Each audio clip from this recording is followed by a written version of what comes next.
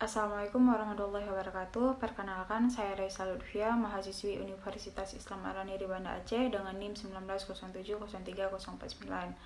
Di sini saya akan menyelesaikan tugas saya dari Bapak Ilham Zulfahmi tentang review jurnal morfometrik dan panjang bobot. Jurnal yang pertama yaitu dengan judul Studi Morfometrik dan Meristik Ikan Kurusi dengan nama ilmiah Nemipterus sp yang didaratkan di Pelabuhan Perikanan Nusantara atau PPN Sungai Liat, Kabupaten Bangka. Nah, jadi Pelabuhan Perikanan Nusantara ini atau PPT Sungai Liat merupakan salah satu dari sekian pelabuhan perikanan di Indonesia dengan letak geografis 0,156 LS sampai dengan 106,0720 BT. Keberadaan Pelabuhan Perikanan Nusantara atau PPN ini sebagai pembangunan perikanan daerah, antara lain sebagai penunjang proses modernisasi unit penangkapan ikan tradisional secara bertahap dan perbaikan usaha penangkapan dalam pemanfaatan sumber daya ikan secara optimal dan berkesinambungan. Hal ini dimungkinkan karena pelabuhan perikanan dilengkapi dengan fasilitas yang dapat memberikan kemudahan bagi para nelayan, baik persiapan operasional, pendaratan, dan pemasaran ikan hasil tangkapan. Ikan kurisi dapat dimanfaatkan sebagai bahan pangan protein hewani karena memiliki keunikan tersendiri, yaitu dengan panjang tubuh agak bulat dan memanjang dan tertutup sisi yang tebal namun mudah lepas ataupun tanggal. Tingginya sumber permintaan dan produksi ikan kurisi di Kabupaten Bangka membuat pentingnya untuk dilakukan kajian identifikasi agar pengelolaan sumber daya ikan kurisi ke depannya dapat dilakukan dengan tepat. Dalam pengelolaan sumber daya perikanan, kajian minimum yang harus tepat dilakukan adalah identifikasi jenis ikan.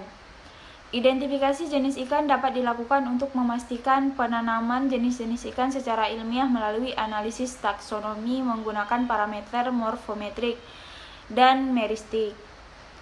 Belum adanya kajian tentang jenis-jenis ikan kurisi di Kabupaten Bangka membuat tidak tersedianya data tentang penamaan ikan kurisi, sehingga menjadi penting untuk dikaji agar diketahui jenis dari ikan kurisi tersebut. Oleh karena itu, perlu adanya kajian identifikasi jenis ikan melalui parameter morfometrik dan meristik ikan kurisi yang didaratkan di PPN Sungai Liat di Kabupaten Bangka. Tujuan dari penelitian ini yaitu untuk mengungkapkan jenis dari ikan kurisi yang didaratkan pada PPN di Sungai Liat, Kabupaten Bangka melalui parameter meristik dan morfometrik ikan. Terdapat beberapa karakteristik morfometrik ikan kurisi dan 9 karakteristik meristik pada ikan kurisi. Pada karakter morfometrik, ikan yang menjadi sampel memiliki kisaran panjang total 16,5 cm hingga 21 cm dengan rata-rata 18,93 cm. Sedangkan karakter meristik menunjukkan bahwa ikan kurisi memiliki rumus jari-jari sirip yang bervariasi D11.8 sampai D13.8 dan A311 sampai A314. Itu merupakan rumus dari jari-jari sirip dubur. P12 jari-jari sirip dada dan V9 sampai V10 merupakan jari-jari dari sirip perut. Dan C40 sampai C43 merupakan rumus dari jari-jari sirip ekor.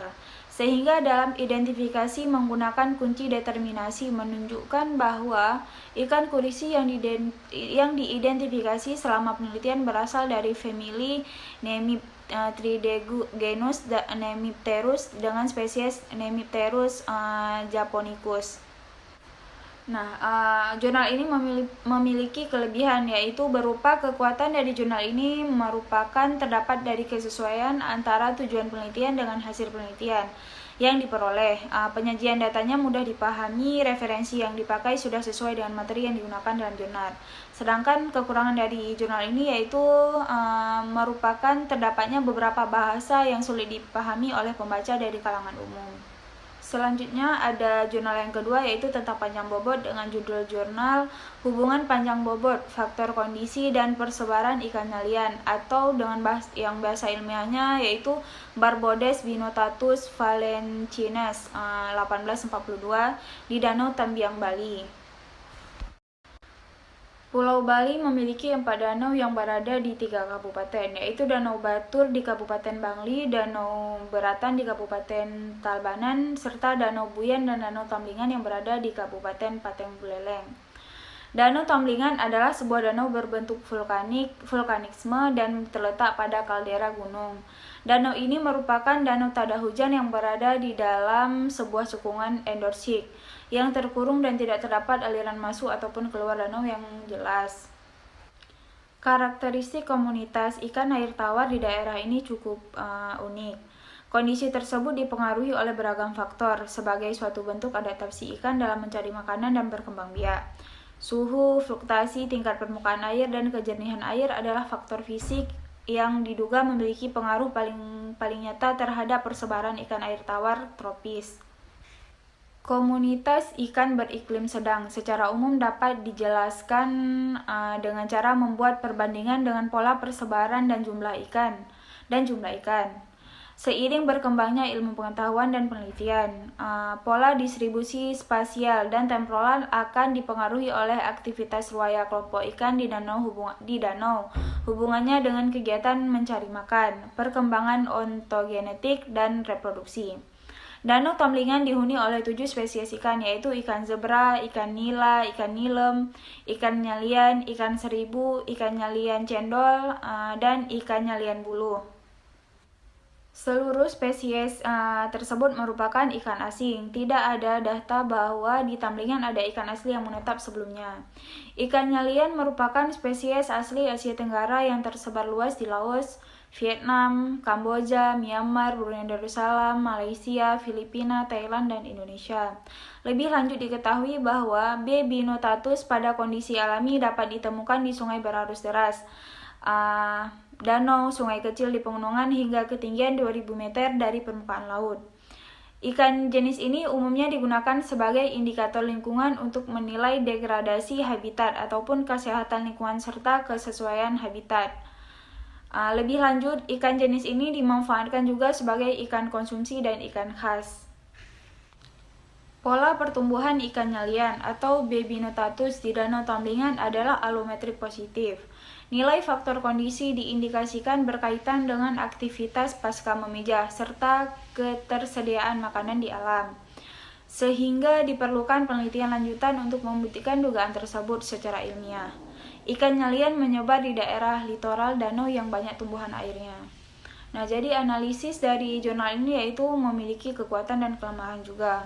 Kekuatan dari jurnal ini merupakan terdapatnya kesesuaian antara tujuan penelitian dengan hasil penelitian yang telah diperoleh. Sedangkan kelemahan dari jurnal ini yaitu susunan format yang tidak biasa, membuat pembaca bingung mencari data dan hasil penelitiannya. Demikian kedua jurnal pemaparan dari saya, lebih dan kurang saya mohon maaf. Assalamualaikum warahmatullahi wabarakatuh.